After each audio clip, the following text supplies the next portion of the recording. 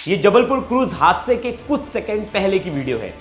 जब क्रूज डूबने वाली थी उससे कुछ सेकंड पहले जो यात्री थे उन्होंने ये वीडियो बनाई थी। उसमें देखिए एक माँ अपने बेटे को लेकर बैठी है आराम से। इन्हें नहीं पता कि कुछ सेकंड बाद ये बोट डूबने वाली है और इन सबकी जान चली जाएगी। अब तक 9 लोगों की मौत हो चुकी है और अभी भी 4 से ज्यादा लोग जो है लापता है। ये पहली वीडियो थी और साफ साफ दिशा निर्देश है कि बिना सेफ्टी जैकेट के आप ट्रैवल नहीं कर सकते, आप नहीं घूम सकते। और ये दूसरी तस्वीर देखिए, ये दूसरी तस्वीर उस वक्त की है जब ये नाव डूबने लगी थी, जब ये क्रूज शिप डूबने लगी थी, तब लोगों को लाइफ जैकेट बांटा जा रहा था। लाइफ जैकेट बांटा जा रहा था, उसके साथ साथ वीडियो भी बनाई जा रही थी।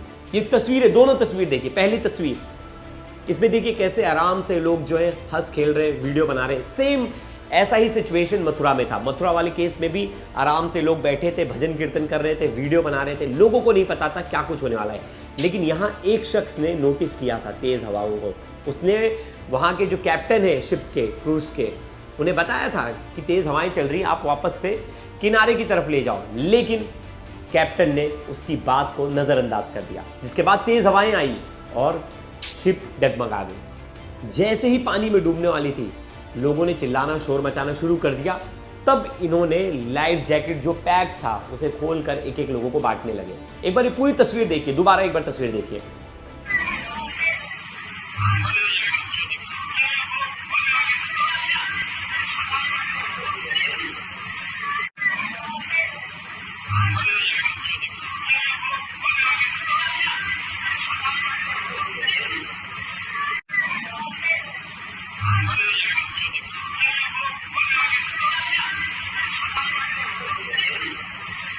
आपने उस बोट की तस्वीर देखी, कैसे लोग उसमें बैठे। आपने एक चीज नोटिस की होगी कि उसमें एक माँ अपने बच्चे को लेकर बैठी है।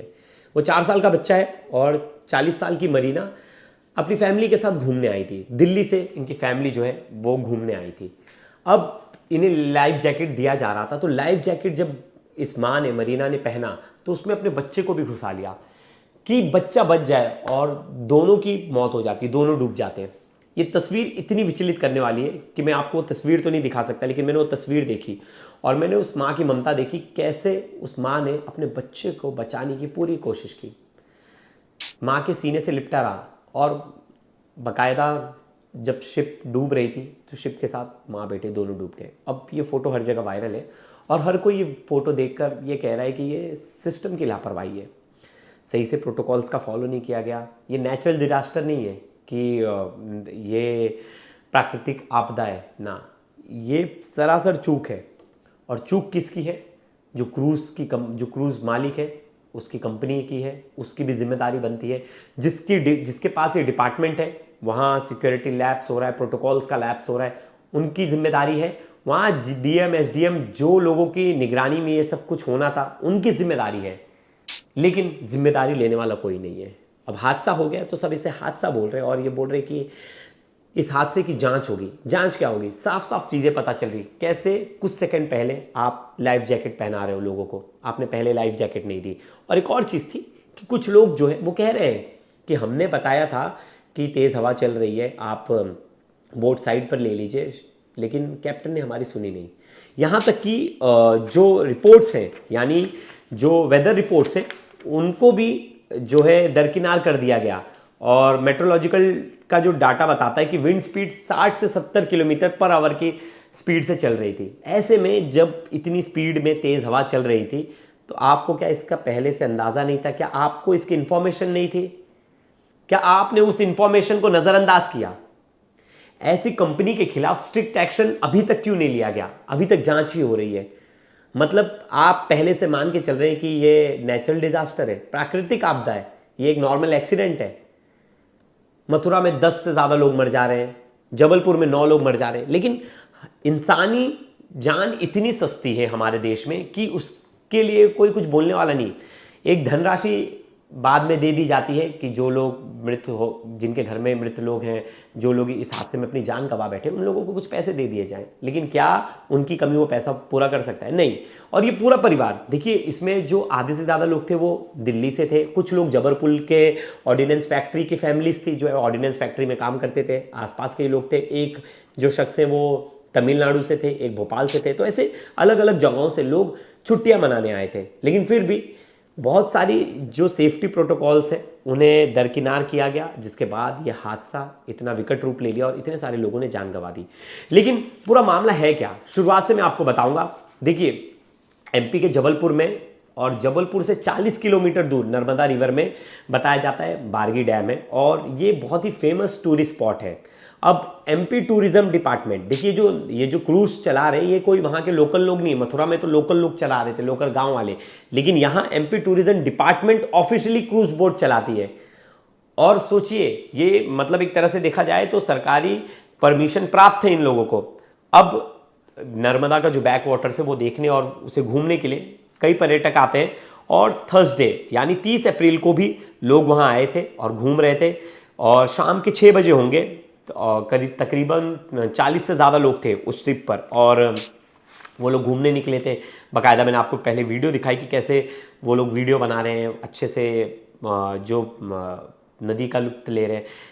और इसके साथ एक कैप्टन थे, 2 क्रू मेंबर थे, और ये लोग जो थे वो पूरे 40 से ज़्यादा लोगों को संभाल कर लेकर जा रहे थे। अब कई रिपोर्ट्स में ये भी दावा किया जा रहा है कि ओवरलोडेड था, लेकिन अभी तक इसकी कोई पुष्टि नहीं हुई है। जब तक हमारे पास कोई ऐसी करेक्ट इन्फॉर्मेशन नहीं आएगी तब तक मैं उस पर मोहर नहीं लगाऊंगा, आपको बताऊंगा नहीं। लेकिन फिर भी जो बाकी रिपोर्ट्स है मैंने उसका जिक्र किया।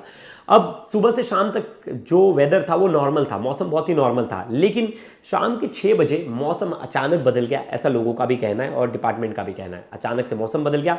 मेट्रोलॉजिकल डिपार्टमेंट का कहना है कि उनके डाटा के हिसाब से जो विंड स्पीड थी, मतलब जो हवा की रफ्तार थी, वो 60 से 70 किलोमीटर प्रति घंटे की तेजी से बह रही थी। अब ऐसे में तेज हवा और एक तरह से पानी में मोशन आ गया, और पानी में मोशन आया तो जो क्रूज था वो अपना संतुलन खो बैठा, और ऐसे में क्रूज अचानक में पूरा डगमगा गया और वो पानी में उल्टा हो गया। और डूबने से पहले की भी तस्वीर मैंने आपको दिखाई, और डूबते वक्त की तस्वीर दिखा रहा हूं। डूब रहे थे, और डूबने से कुछ सेकंड पहले, देखिए ज़्यादा टाइम नहीं होता जब ऐसा कोई भी हादसा होता तो उसमें 1 से 2 मिनट का समय होता, और ऐसा ही कुछ था। जब डूबने से पहले इन्होंने लोगों को लाइफ जैकेट बांधी, लेकिन जब तक लाइफ जैकेट बांटी गई तब तक बहुत देर हो गया था, और लोग जो है पानी में डूब गए थे। और अब तक जो पैसेंजर्स हैं उनमें बताया जा रहा है कि 9 लोगों की अब तक मौत हो चुकी है, 4 लोग अभी भी जो है वो गायब हैं। और ये नदी के एकदम बीचों बीच हुआ है, और खमरिया आइसलैंड बताया जाता है, खमरिया आइसलैंड के पास ये सब कुछ हुआ है।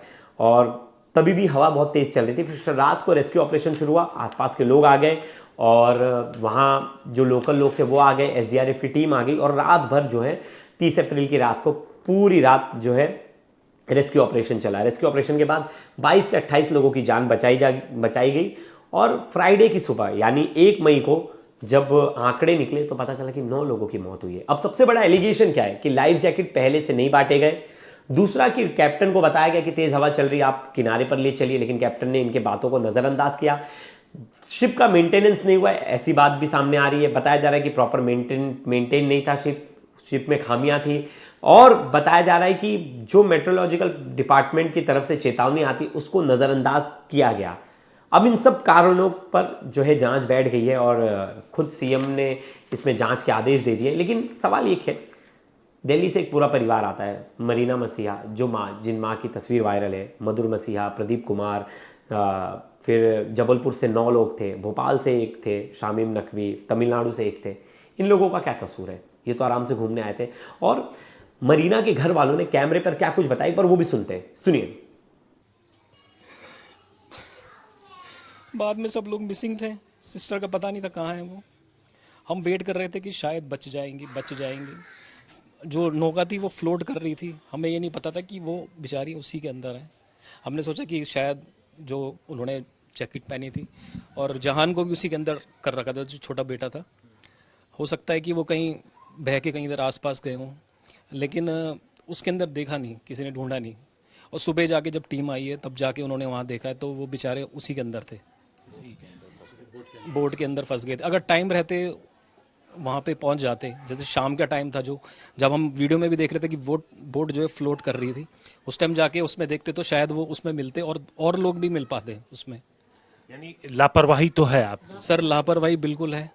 और जब ये हादसा हुआ उस टाइम जो वहाँ के गाँव वाले जो लोग थे उन्होंने ही सारा रस्सी फेंक के बचाया। प्रशासन की तरफ से बहुत ही लेट कोई बचाव की नौका वगैरह कुछ नहीं की? बचाव की नौका एक बोट आई थी वहाँ पे। मैं वहाँ पे नहीं था, मैं नहीं कह सकता कैसे आई वहाँ पे, कि जो घूम रहे थे वही थे कि कोई और आया था वहाँ पे। लेकिन उस टाइम जिन्होंने बचाया वो आसपास वाले ही थे, गांव वाले लोकल जो थे उन्होंने ही बचाया। प्रशासन की तरफ से कोई भी बहुत देर में कार्रवाई हुई है, सारी जितनी भी हुई है। जैसे लोकल लोगों ने फुर्ती दिखा के उनको बचाने का प्रयास किया। अगर वो एनडीआरएफ की टीम जो बचाव दल है वो अगर पहले आ जाता समय से, जिस समय थोड़ा रोशनी भी उजाला भी था, तो शायद बहुत सारे लोगों की जान बचाई जा सकती थी। ये मरीना के घर वाले थे और बहुत सारे चश्मदीद थे जो शिप पर थे, और जो बाकी लोग जो हैं, जो उनके घर वाले हैं, वो भी आरोप लगा रहे हैं कि कैप्टन ने कहीं ना कहीं बात नहीं सुनी और सेफ्टी मेजर्स का ध्यान नहीं दिया गया। एक बार उन्हें भी सुनते हैं। कुछ भी नहीं दिया था, सेफ्टी भी कुछ भी नहीं थी। जब वो डूब रहे थे, जहाज पलट गया था, तब मेरे ब्रदर इन लो ने लाइफ जैकेट लेके फेंक के दिए कि आप ये लो बचो। मेरी सिस्टर इन लो थी, उनका 4 साल का बेटा था, उसमें ही उसको फंसाया था सेट करने के लिए कि बचो किसी तरह से। उस क्रूज वाले ने सिर्फ पैसे के लिए उसको नहीं सुनी किसी की। गांव वालों ने बोला था कि तूफान आने वाला है, मत चलाओ इसको आगे, बीच में मत लेके जाओ, लेकिन उन्होंने नहीं सुनी, किसी की नहीं सुनी। सब कुछ खत्म हो गया। मेरे परिवार से 3 लोग जा चुके हैं। मेरी मम्मी चली गई, मेरी ननद चली गई, 4 साल का बेटा चला गया। वो बहुत ज़ोर से चिल्लाने लगी। 5:30 से 6 बजे का टाइम होगा। तो मैंने पूछा क्या हो गया। उनका फ़ोन आया, वो ऐसे बोल रही है कि मुझे बचा लो, प्रेयर करो मेरे लिए, और शिप डूब रहा है। कह रहा बेटा मम्मी तो नहीं है, चली गई मम्मी। नहीं बचा। लापरवाही बिल्कुल है। और जब ये हादसा हुआ उस टाइम जो वहाँ के गांव वाले जो लोग थे उन्होंने ही सारा रस्सी फेंक फेंक के बचाया। प्रशासन की तरफ से बहुत ही लेट। इस वक्त हम लोग दिल्ली के मायापुरी इलाके में मौजूद हैं। यहाँ पर हम उसी फैमिली के पास पहुँचे हैं जो तस्वीर, जो माँ बेटे की तस्वीर आप देख रहे हैं, उन्हीं के परिवार में हम पहुँचे हैं। हम बात करते हैं। क्या नाम है आपका? कुलदीप नाम है। कुलदीप जी, जो माँ और बेटे की तस्वीर, वो आपकी क्या लगती हैं? वो मेरी दीदी लगते हैं, मेरी सिस्टर की वो नंद है, सिस्टर इन लॉ है वो। तो वो लोग कब गए थे मध्य प्रदेश, किस काम से गए थे? वो वेडनेसडे गए थे। जो हमारे जीजा जी हैं उनके बड़े ब्रदर ने वहाँ पर घर बनाया था, तो उसके इनाग्रेशन में गए हुए थे वो। अभी बुधवार को ही? अभी बुधवार को ही जी। तो कल शाम को वो फिर वहाँ से अपना प्रोग्राम ख़त्म करने के बाद थोड़ा डैम की तरफ चले गए थे। तो वहाँ पर जब क्रूज़ पर वो गए तो शाम को 5:30-6 बजे करीब तूफ़ान आया वहाँ पर, जिसकी वजह से यह हादसा हो गया। कितने लोग आपके परिवार के उस क्रूज़ पर थे? 6 लोग हमारे परिवार से थे, जिनमें से 3 को रेस्क्यू कर लिया और 3 का डेथ हो गया। जो 3 लोगों की डेथ हुई, एक तो वो जो आपकी बहन, जी, उनका बेटा कितना बड़ा, क्या नाम था बहन का आपके? सिस्टर का नाम था मैरिना और उनका बेटा था जहान, जो 4 साल का था। और 3 शख्स? हाँ, और मम्मी थे जो मेरी सिस्टर की सास हैं, जिनका 60 से 62 साल का एज था। मधुर नाम उनका नाम है। तो अचानक से जैसे ये लोग जब प्लान गए तो वापस कब आने का टिकट था उनका? वापस था अभी कल शनिवार में वापसी था उनका। थी? अच्छा, कल की वापसी थी। और कल जब प्रोग्राम खत्म हुआ तो उसके बाद वो लोग घूमने के लिए गए थे। बात हुई थी किसी से आप लोगों की वहाँ पर मैरिना से? जी जी। मेरी वाइफ से बात हुई थी। जब शिप डूबा नहीं था उस टाइम, मेरे ख्याल से 5:30-6 बजे का टाइम था। तो वो वीडियो दिखा रहे थे पूरा और बहुत अच्छा लग रहा था, एंजॉय कर रहे थे सारे, गाना चल रहा था। मरीना जी से बात हो रही? हाँ, मेरीना। वो आपकी क्या लगेंगे? मेरी जो वाइफ है उनकी बहन है, बड़ी बहन है। तो बहुत अच्छा था माहौल वहाँ पे। और इतने में मैं अपने बेटे को ट्यूशन छोड़ने गया 5 बजे, और मैं आया हूँ वहाँ से 5:30 बजे करीब आया हूँ। तो वो बहुत ज़ोर से चिल्लाने लगी। 5:30 से 6 बजे का टाइम होगा। तो मैंने पूछा क्या हो गया। उनका फ़ोन आया, वो ऐसे बोल रही है कि मुझे बचा लो, प्रेयर करो मेरे लिए, और शिप डूब रहा है, पानी आ गया है, पता नहीं कैसे आ गया उसके अंदर। तो बस इतना बोला। फिर उसके बाद फ़ोन कल कर रहे हैं तो कॉल नहीं जा रही है, फ़ोन बिल्कुल बंद हो गया जी। उसके बाद बात? हाँ, उसके बाद बात नहीं हुई। उसके बाद थोड़ी देर के बाद फिर हमने कोशिश करी, मेरे पास कॉल आया डैडी का मेरे पास, और कोई शायद नौका वाला जिसने निकाला था, उसने बताया कि आपसे बात करना चाह रहे हैं। मैंने बात करी और बात करने के बाद मैंने पूछा मम्मी, कह रहा बेटा मम्मी तो नहीं है यहाँ पे, चली गई मम्मी। तुम्हें नहीं बचाया बाद में सब लोग मिसिंग थे, सिस्टर का पता नहीं था कहाँ है वो। हम वेट कर रहे थे कि शायद बच जाएंगी। जो नौका थी वो फ्लोट कर रही थी, हमें ये नहीं पता था कि वो बेचारी उसी के अंदर है। हमने सोचा कि शायद जो उन्होंने जैकेट पहनी थी और जहान को भी उसी के अंदर कर रखा था, जो छोटा बेटा था, हो सकता है कि वो कहीं बह के कहीं इधर आसपास गए हों, लेकिन उसके अंदर देखा नहीं, किसी ने ढूंढा नहीं।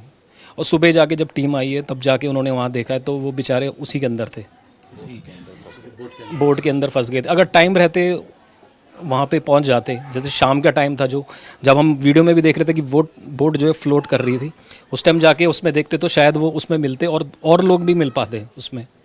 यानी लापरवाही तो है आप? सर लापरवाही बिल्कुल है। और जब ये हादसा हुआ उस टाइम जो वहाँ के गांव वाले जो लोग थे उन्होंने ही सारा रस्सी फेंक के बचाया। प्रशासन की तरफ से बहुत ही लेट, कोई बचाव की नौका वगैरह कुछ नहीं की? बचाव की नौका एक बोट आई थी वहाँ पे। मैं वहाँ पे नहीं था, मैं नहीं कह सकता कैसे आई वहाँ पे, कि जो घूम रहे थे वही थे कि कोई और आया था वहाँ पे। लेकिन उस टाइम जिन्होंने बचाया वो आसपास वाले ही थे, गांव वाले लोकल जो थे उन्होंने ही बचाया। प्रशासन की तरफ से कोई भी बहुत देर में कार्रवाई हुई है, सारी जितनी भी हुई है। जो जैसे लोकल लोगों ने फुर्ती दिखा के उनको बचाने का प्रयास किया, अगर वो एनडीआरएफ की टीम जो बचाव दल है वो अगर पहले आ जाता समय से, जिस समय थोड़ा रोशनी भी उजाला भी था, तो शायद बहुत सारे लोगों की जान बचाई जा सकती थी, क्योंकि तब तक तो जो बोट थी वो दिख रही थी पानी के ऊपर। और उसको जाने से पहले उस क्रूज को बोला भी कहता कि आपका मौसम खराब है, प्लीज बैक कर लीजिए। ये किसने बोला? वो छोटी बेटी जो है जो बच गई है, उसने भी ये बात बताई है कि हमने बताया था लेकिन उन्होंने नहीं मानी, और वो अगर वो नहीं लेके जाते तो ये इंसिडेंट नहीं होता। लोग थे किनारे पे, वो भी बोल रहे थे कि भाई किनारे पे लगा लो उसको साइड में, मौसम आगे खराब है, लेकिन वो शायद उसने अपनी मनमानी करी, वो आगे को ले गया, शायद दूसरे किनारे पे ले जाना चाह रहा होगा वो। उसके बाद जब बोट गिर गई थी पानी में, तो वहाँ तो एक ड्राइवर और जो हेल्पर था उन्होंने कोई हेल्प नहीं करी। चिंटू भैया, प्रदीप भैया थे, उन्होंने वो नीचे की तरफ गए, वहाँ सेफ्टी जैकेट थी, उन्होंने और एक दो जनों ने और हेल्प करके जो और जा रहे थे, कूद रहे थे, उनके तरफ फेंकी, थ्रो करी, उन्होंने पहनी। और जितने भी लोग बचे हैं सेफ्टी जैकेट की वजह से, अगर वो नहीं होते तो शायद वो सेफ्टी जैकेट नहीं होती तो और ज़्यादा लोग जाते। आपकी कब बात हुई उनसे जिन्होंने कहा कि हमने बोला कि मौसम खराब? हमने वीडियोस देखी थी। वो खुद शिप पे थी? हाँ, वो जो क्या नाम है उनका? सिया, जो लड़की जो थी 14 साल की उम्र थी, जो बेटी जो है वो फादर थे उनके, और उनके साथ जो बचा लिया गया उनको, उसने खुद बताया कि हम अंकल को बोल रहे थे कि प्लीज़ इसको वापस ले लो, मौसम ख़राब हो रहा है, फिर वो माने नहीं, लेकिन आगे लेके चले गए उसको, और ये इंसिडेंस हो गया। अगर उसी टाइम रहते ही अगर मौसम थोड़ा सा ख़राब है, अगर बैक कर लेते तो हो सकता है कि और भी थे शिप वाले, वो बता रहे कि वो लोगों ने भी वापस कर लिया, लेकिन वो लोग उन्होंने नहीं करा। और जो वो शिप कर रहे थे उनका तो कुछ आता पता नहीं है, वो भी कहाँ है कहाँ नहीं। एटलीस्ट कम से कम जो चले गए उनको कोशिश तो करते कि भाई बचाने की किस तरीके से। अब एक सेकंड में एकदम से लहरें उठी, एकदम से कैसे रेडी हो सकते हैं? तो कहीं ना कहीं सवाल है कि सर कुछ भी नहीं था वहाँ पे जिस तरीके से होना चाहिए ना। वहाँ पे अगर आप कहीं जा रहे हैं तो सबसे पहले सेफ्टी है, अगर कुछ हो गया तो पीछे कोई बचाने वाला, वहाँ कुछ भी नहीं था बचाने वाला। आप देखेंगे बिल्कुल सुनसान जंगल के बीच में एक चीज़ है, कुछ भी नहीं दिया था, सेफ्टी भी कुछ भी नहीं थी। जब वो डूब रहे थे, जहाज पलट गया था, तब मेरे ब्रदर इन लॉ ने लाइफ जैकेट लेके फेंक के दिए कि आप ये लो बचो। मेरी सिस्टर इन लॉ थी, उनका 4 साल का बेटा था, उसमें ही उसको फंसाया था सेट करने के लिए कि बचो किसी तरह से। उस क्रूज वाले ने सिर्फ पैसे के लिए उसको नहीं सुनी किसी की। गांव वालों ने बोला था कि तूफान आने वाला है, मत चलाओ इसको आगे, बीच में मत लेके जाओ, लेकिन उन्होंने नहीं सुनी, किसी की नहीं सुनी। सब कुछ खत्म हो गया। मेरे परिवार से 3 लोग जा चुके हैं। मेरी मम्मी चली गई, मेरी ननद चली गई, 4 साल का बेटा चला गया। कुछ नहीं बचा हमारा, कुछ नहीं बचा। परिवार पूरी तरीके से सदमे में है। 4 साल का बेटा, उनकी माँ और एक 60 साल की बुजुर्ग महिला, 3 लोग इस हादसे में जान गंवा चुके हैं। इस परिवार के 6 लोग क्रूज पे थे और 3 लोगों को जो आसपास के लोग थे रस्सी फेंक कर किसी तरीके से जो मदद पहुंचा करके उनको तो बचा लिया, लेकिन 3 लोगों को नहीं बचाया जा सका।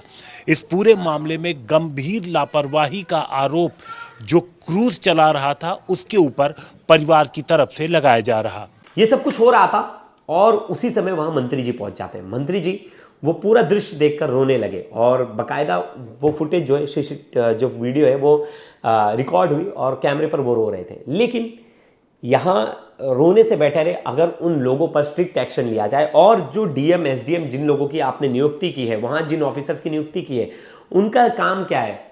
मैंने सेम चीज कही थी मथुरा वाले केस में। मथुरा वाले केस में किसी भी अधिकारी पर कोई एक्शन नहीं हुआ, मतलब कोई जिम्मेदारी नहीं है। आराम से बिना लाइफ जैकेट के धड़ल्ले से चलाया जा रहा है, बिना किसी सेफ्टी मेजर्स के, वहां बिना किसी लाइफ जैकेट के लोगों को बिठाया जा रहा है, घुमाया जा रहा है। लेकिन ना डीएम पे कोई एक्शन नहीं हुआ, ना वहां कोई एसडीएम पर एक्शन हुआ, ना कोई किसी पुलिस अधिकारी पर एक्शन हुआ। मतलब कोई जवाबदेही किसी की बनती ही नहीं है। यहां भी ऐसे ही कुछ होगा, किसी पर कोई एक्शन नहीं होगा, कोई कार्रवाई नहीं होगी।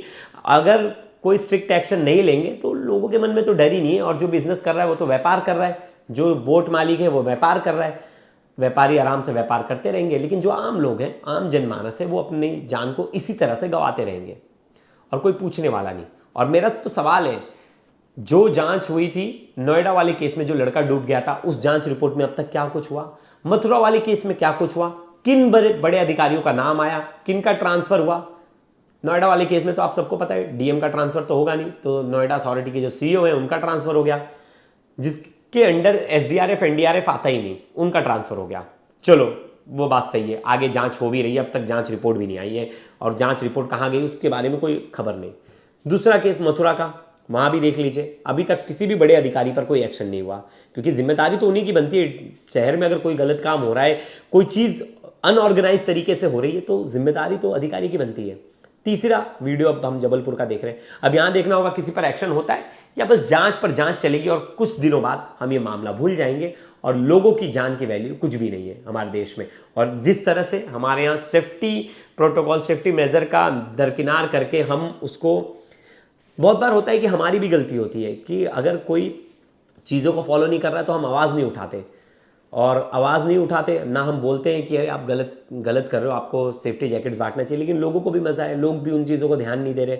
और मुझे इसीलिए लगता है कि कहीं ना कहीं मैं बहुत अब बचता हूँ भीड़ में जाने से, कि मुझे लगता है कि भाई सरकार हमारी जिम्मेदारी नहीं ले सकती, हमारी जिम्मेदारी हमें खुद लेनी है। तो भीड़ से बचूं, ऐसी जगह जाऊं कि जहाँ भीड़ ना हो, जहाँ ऐसे कोई हादसे होने के चांसेस बड़े कम हो। लेकिन हादसा कहीं भी हो सकता है, लेकिन हमारी सुरक्षा हमारे हाथ में। तो दोस्तों इस वीडियो पर आपकी क्या राय है जरूर बताइएगा, ढेर सारे कमेंट्स कीजिएगा। और इस तरह की लापरवाही अगर आपके एरिया में भी आपको नजर आ रही है तो कमेंट्स कीजिएगा, मैं उन सब मुद्दों को उठाऊंगा इस वीडियो में। तब तक के लिए धन्यवाद।